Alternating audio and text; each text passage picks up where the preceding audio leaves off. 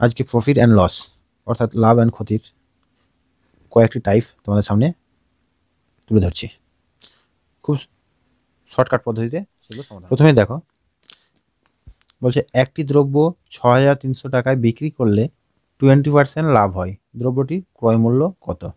অর্থাৎ ক্রয় মূল্য cost price equal to selling price বিক্রয় মূল্য ইন্টু 100 বাই 20% লাভ বলেছে, তাহলে 100 টাকায় 20% লাভ হয়, অর্থাৎ 100 প্লাস 20 নিচে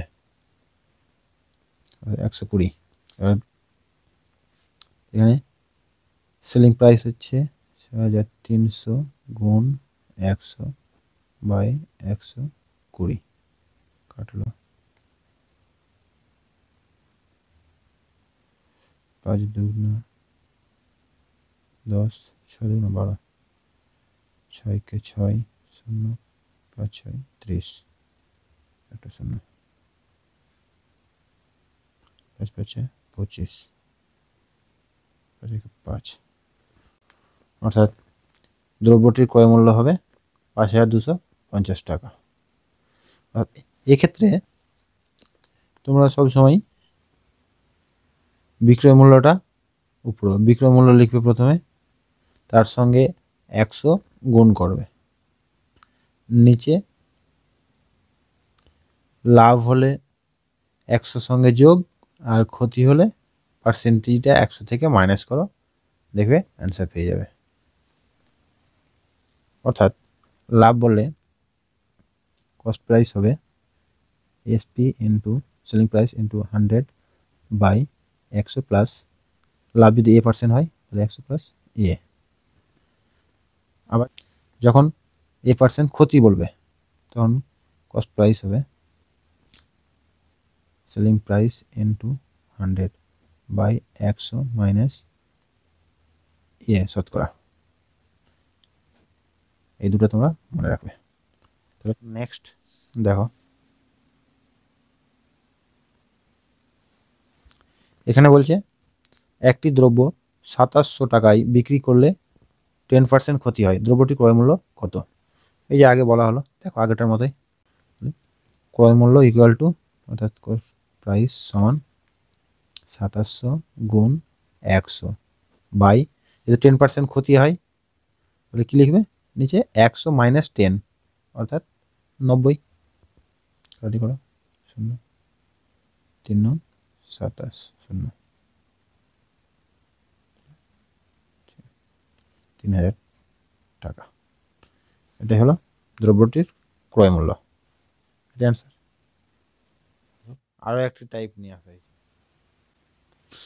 এখানে বলছে একটি দ্রব্য ৩,০০০ টাকায় ক্রয় করে 15% লাভে বিক্রি করা হয়, দ্রব্যটির বিক্রয় মূল্য কত? এর আগে ক্রয় মূল্য বের করতে বলা হয়েছিল, এখানে বলছে বিক্রয় মূল্য। তাহলে প্রথমে লিখো ক্রয় মূল্যটা ৩,০০০ গুণ, এখানে একটু ডিফারেন্স,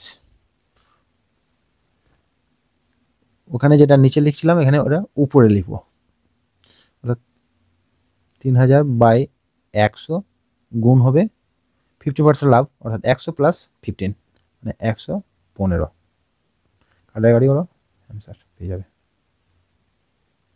3 5 15, 3 কে 3, 1 4, 3 কে 3, অর্থাৎ সেলিং প্রাইস হবে ৩,৪৫০ টাকা। এটা অ্যান্সার। যখন বলবে ক্রয় মূল্য দেওয়া থাকবে, বিক্রয় মূল্য বের করতে বলবে, তখন ক্রয় মূল্যটা উপরে লিখে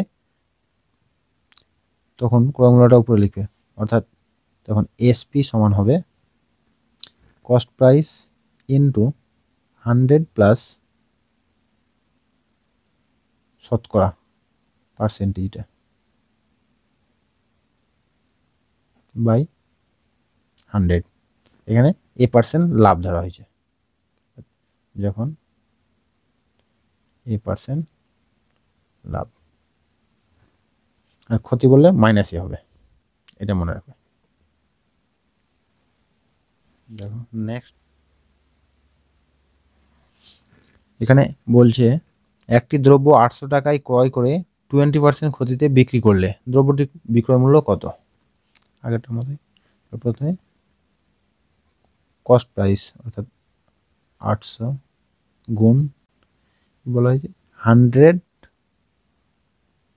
যেহেতু এখানে ক্ষতি আছে তাহলে 100 মাইনাস 20 অর্থাৎ 80 হবে বাই 100, 0 0 কেটে গেল 1864 টাকা, অর্থাৎ এটাই হবে সেলিং প্রাইস, বিক্রয় মূল্য। অ্যান্সার। এই ধরনের প্রবলেমগুলো যে কোনো ধরনের কম্পিটিশন পরীক্ষায় পড়ে, ভালোভাবে দেখবে। এখানে বলছে একটি দ্রব্য 3200 টাকায় বিক্রি করলে 20% ক্ষতি হয়, দ্রব্যটি কত টাকায় বিক্রি করলে 15% লাভ হবে?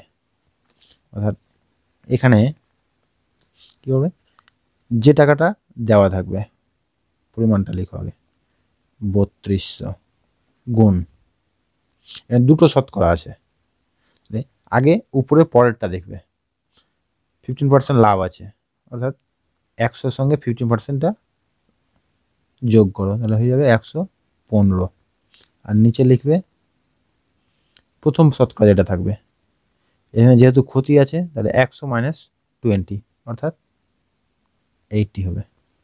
এবার কাটাকাটি করো, 0 4 8 32 20 4 5 20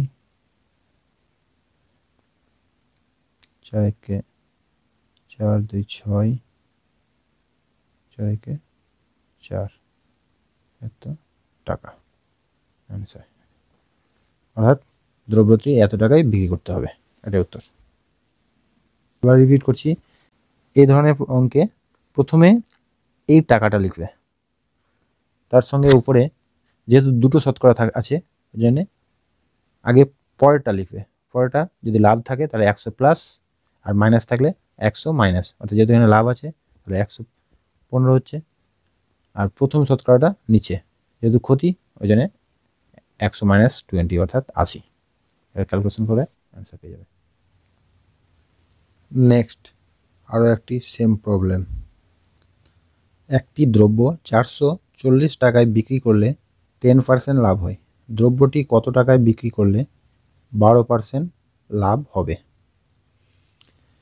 খুব শর্টকাট পদ্ধতিতে করব, দেখো প্রথমেই টাকার পরিমাণটা লিখবে, কত আছে 440 টাকা, এখানে দুটো শতকরা আছে, পরের শতকরাটা উপরে লিখবে, অর্থাৎ 12% লাভ, যেহেতু লাভ তাহলে 100 প্লাস 12 112,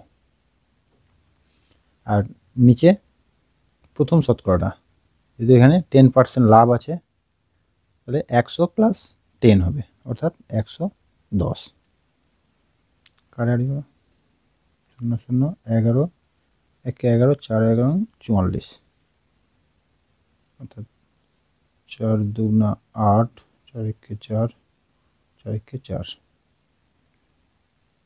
অর্থাৎ দ্রব্যটি 448 টাকায় বিক্রি করতে হবে, এটাই অ্যান্সার। সেকেন্ডের সমাধান।